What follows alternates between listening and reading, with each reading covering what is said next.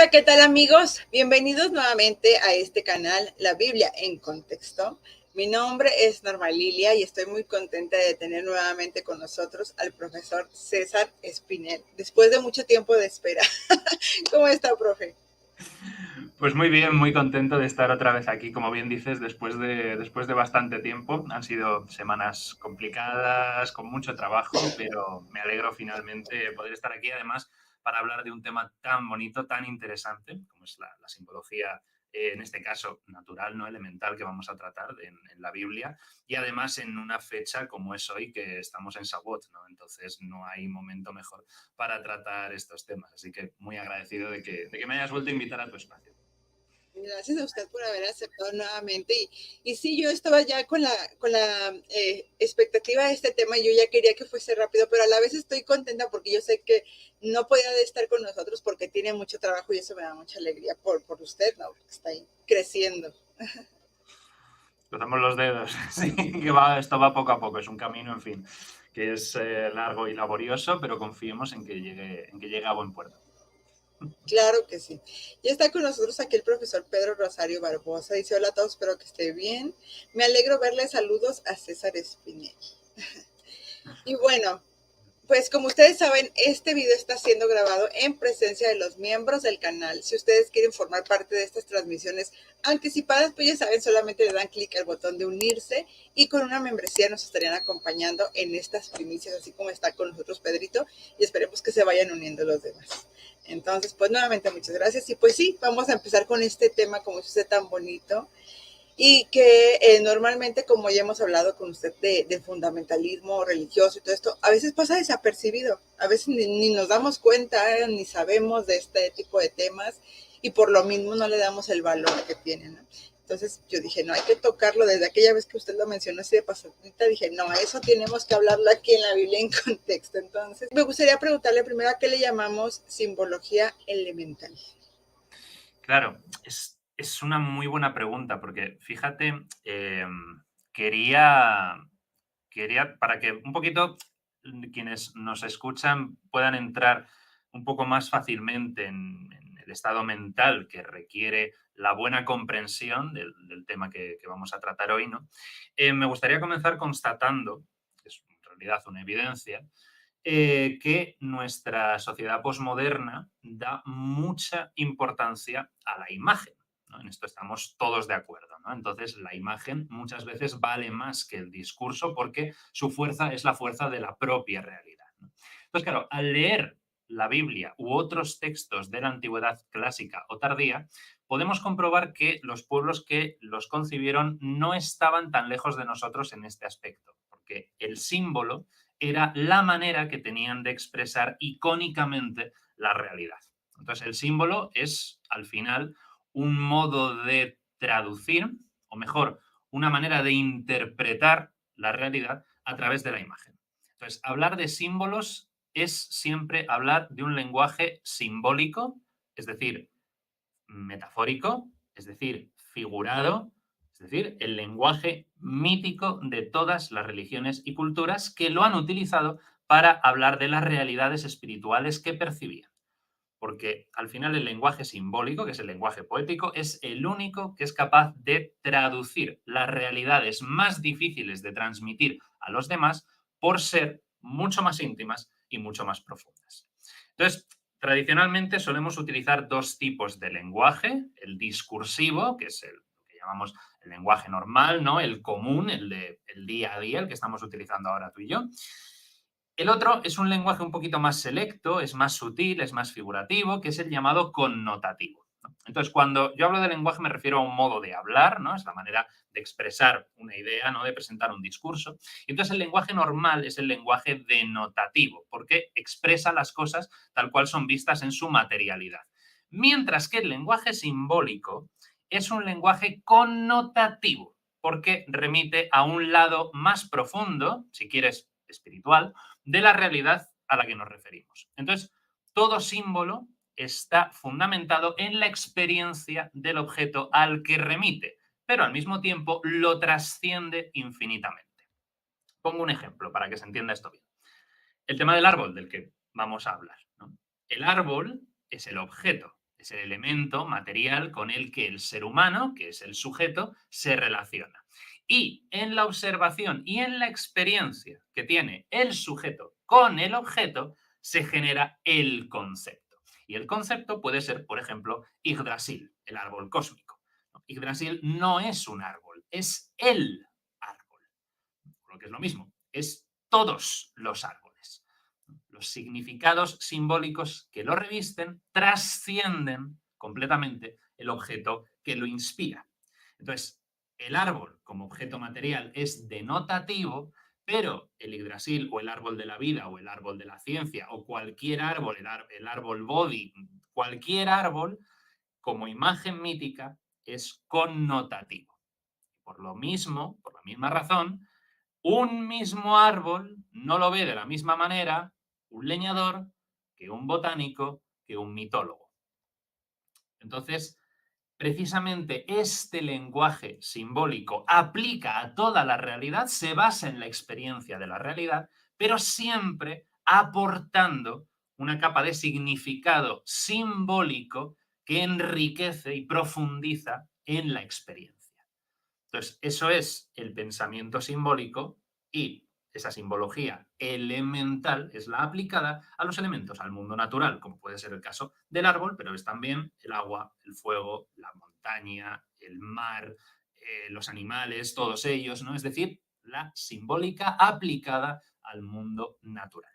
Eso es lo que entendemos como simbología elemental. Y, por ejemplo, ¿qué nos puede decir usted de los arquetipos sagrados? ¿Qué son estos arquetipos sagrados? Claro, los arquetipos sagrados funcionan, de nuevo, dos palabras. El tema de arquetipo lo populariza Carl Gustav Jung, ¿no?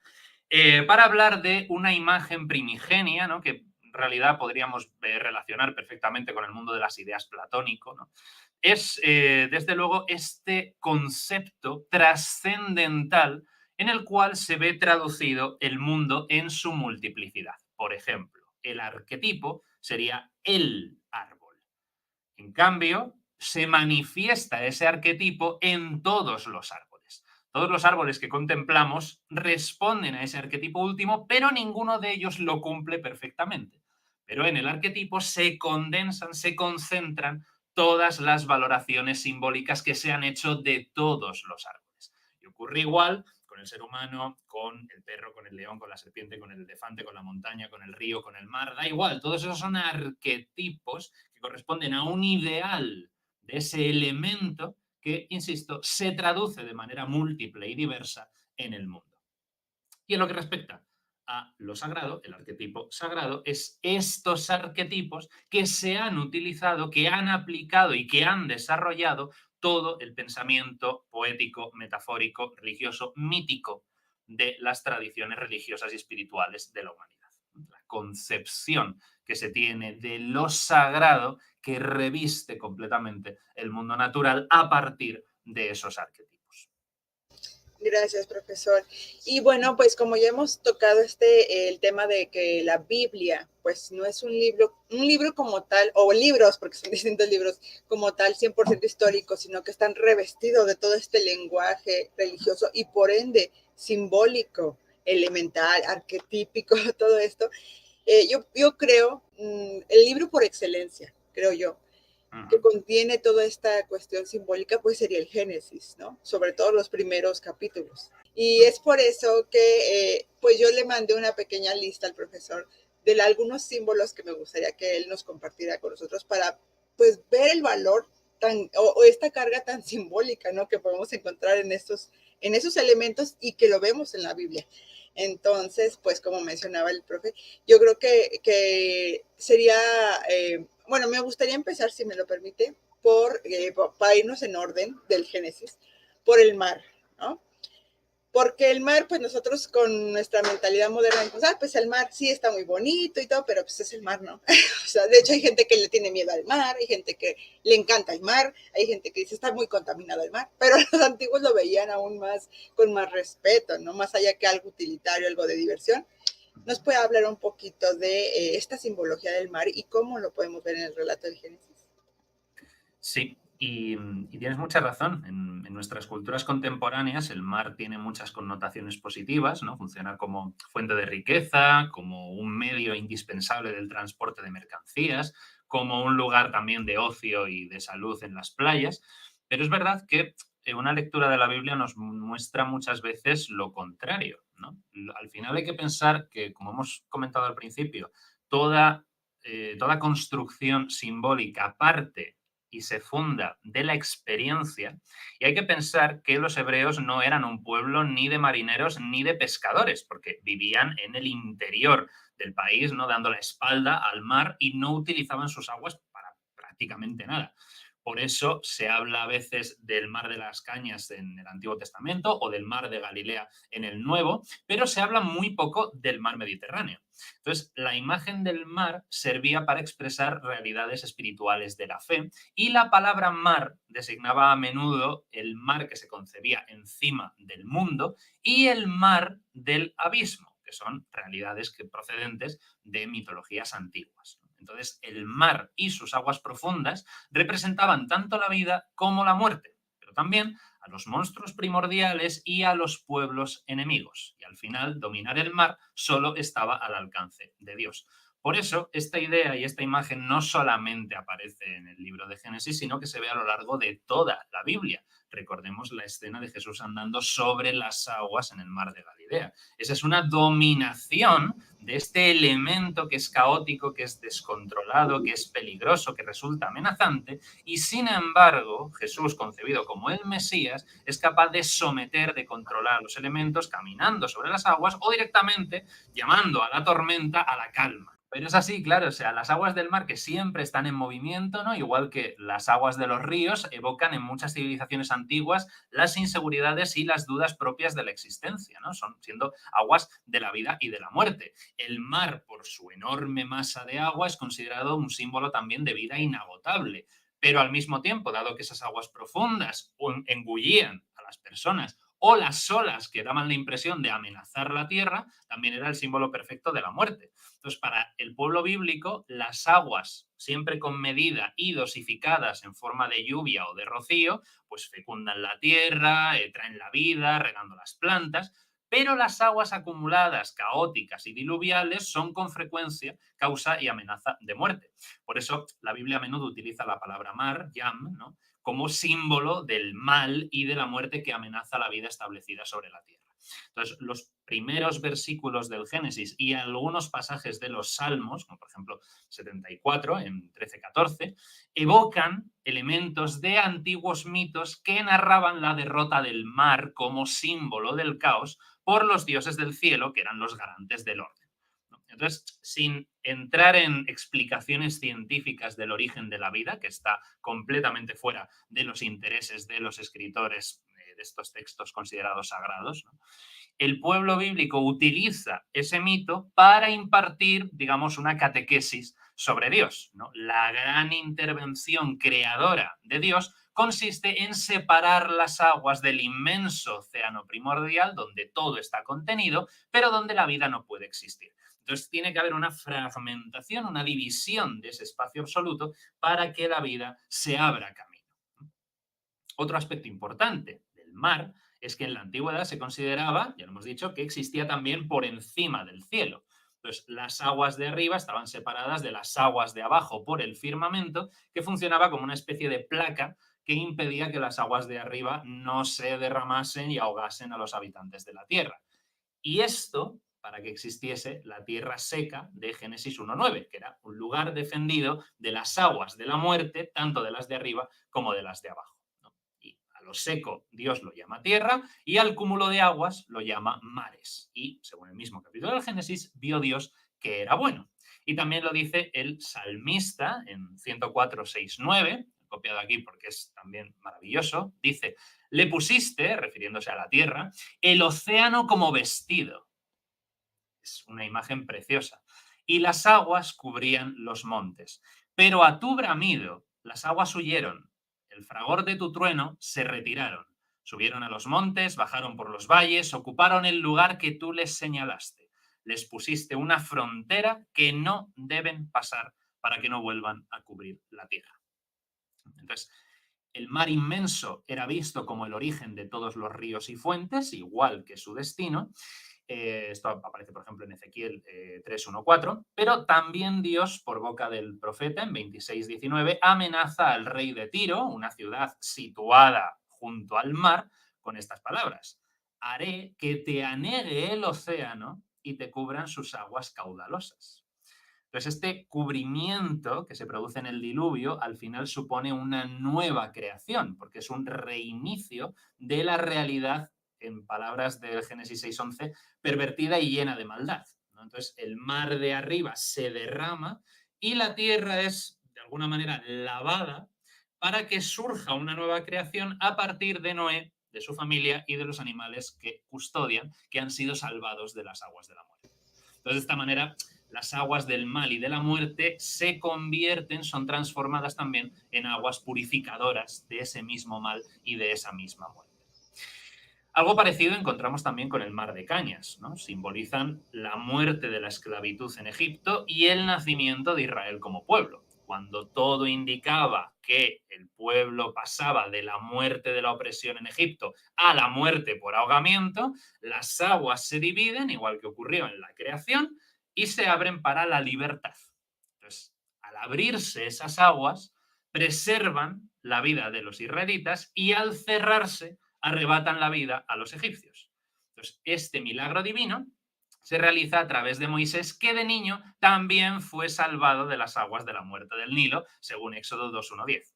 Entonces, son muchas las alusiones de la tradición bíblica que indican que el episodio del paso de Mar de Cañas era considerado como el nacimiento del pueblo. De hecho, recordemos que el propio Pablo de Tarso lo llama bautismo, es decir, lo interpreta como un símbolo de vida nueva en la primera a los Corintios, en 10:1-2. Dice: no quiero que ignoréis, hermanos, que nuestros padres estuvieron todos bajo la nube y todos atravesaron el mar y todos fueron bautizados por Moisés, por la nube y el mar. Entonces, el mar, efectivamente, se convierte en la frontera entre el bien y el mal, entre los israelitas que se enfrentan a su nueva existencia y los egipcios que les persiguen para erradicarlos. Entonces, el salmista también, en 74, 13, 14, o el profeta Isaías en 27:1, también evocan la lucha de ese Dios ordenador, ¿no?, celeste, contra Leviatán, esa gran serpiente marina, que es el representante del caos y de la muerte que representa el mar. Entonces, ya te digo, el mar tiene significados positivos, pero la mayor parte de las veces son negativos por el contexto en el que vivían los antiguos israelitas, que era de pastoreo, no de pesca ni de navegación, ¿no? Entonces, todo depende de cuál sea la realidad experiencial y existencial de un grupo para que se relacione con los elementos de su entorno y conciba elementos simbólicos de un lado o del otro, positivos o negativos. Excelente, me parece excelente. Fíjese que en una ocasión yo escuché una enseñanza de corte confesional, pero que hablaba de esta simbología del cruce del mar y de cómo, como usted lo menciona, cómo se separa, cómo se descubre la tierra seca y cómo era un nuevo inicio. Y yo nunca lo había entendido de esa forma. Y fue así como que me explotó la cabeza. ¡Wow! Entonces, Sí, sí, sí. es importante conocer esta parte, porque a veces pensamos que los escritores bíblicos, pues simplemente hacen una cronología inventada, ¿no? Hay gente que ha llegado o que se ha decepcionado tanto con la cuestión de la investigación bíblica, que piensan que todo se hizo con alevosía, con el fin de engañar, pero no vemos esta parte simbólica sagrada de los escritores que realmente no tenían en mente engañarte, o sea, nosotros del siglo XXI, sino que ellos estaban haciendo una construcción literaria de su origen, una construcción simbólica.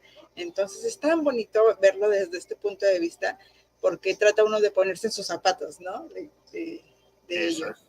Eso es. Y es importante, efectivamente. O sea, sí, entiendo lo que dices. Yo también he leído muchas veces. Yo creo que todos los que estamos un poco en redes y nos dedicamos a la divulgación de asuntos bíblicos, religiosos, etcétera, lo hemos escuchado, nos lo han dicho alguna vez, ¿no? Que todo es malvado para controlar a la gente y demás. Y es una simple cuestión de presunción de inocencia.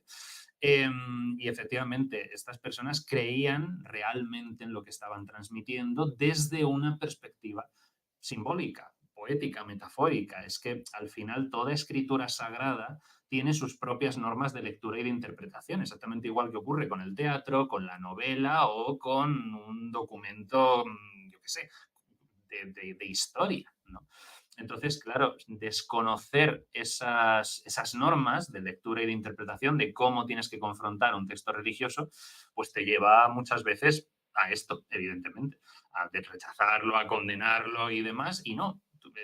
Tú misma lo has dicho muy bien. Es la manera que tienen de expresar literariamente una experiencia para la que, por otro lado, tampoco tenían medios. Quiero decir, no existía la arqueología, no existían los recursos de compilación de generaciones ancestrales, no. O sea, la cosa no funcionaba como nosotros entendemos la historia, sobre todo a partir del siglo XIX. O sea, esto era algo completamente distinto. Entonces, sí, es una construcción de una identidad a través de estos relatos expresados en clave simbólica, no literal.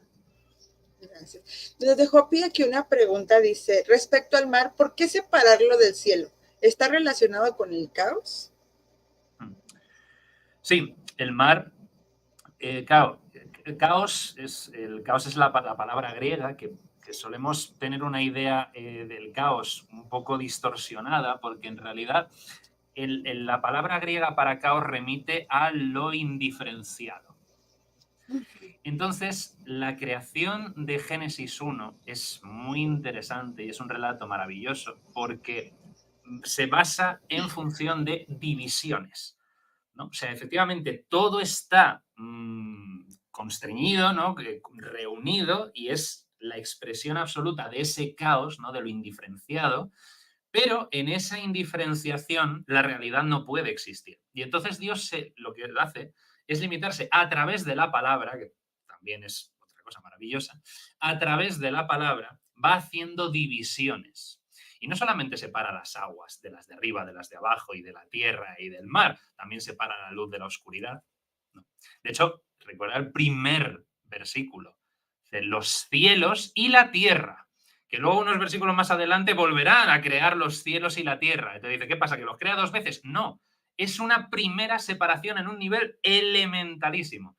En el principio, Dios, es decir, la unidad, porque ya estamos en un relato que es completamente monoteísta, ¿no? Donde ya no hay más dioses que le puedan hacer sombra a Yahvé.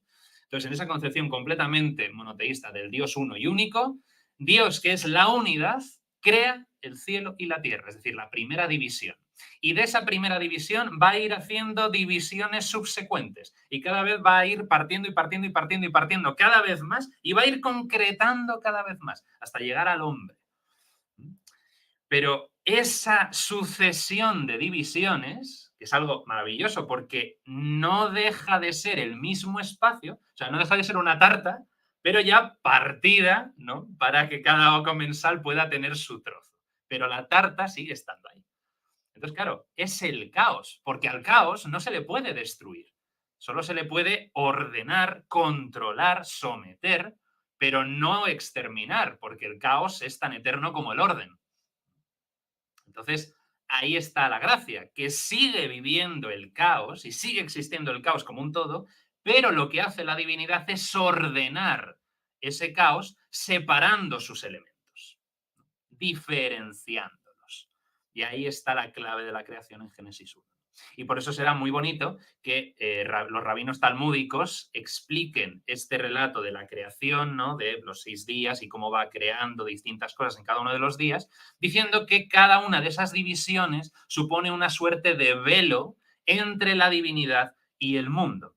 Y dice, y esto lo hizo Dios así, ¿no? Porque claro, decían, a ver, es que siendo omnipotente podría haber hecho un chasquido o podría haber dicho solamente una palabra o no haber dicho nada solamente con el pensamiento y haberlo creado todo de golpe, ¿no? Dice, vale, esto es así, pues quiero que sea de otra manera y ¡pum! Habría podido hacerlo. ¿Por qué esa sucesión de días? ¿Por qué esas divisiones que se van sucediendo? Y explican los rabinos de una manera bellísima. Dice, claro, esas divisiones funcionan como velos para que los seres humanos que quieran vivir aparte de Dios, ¿no? Que decidan vivir su vida ignorando a Dios, puedan hacerlo.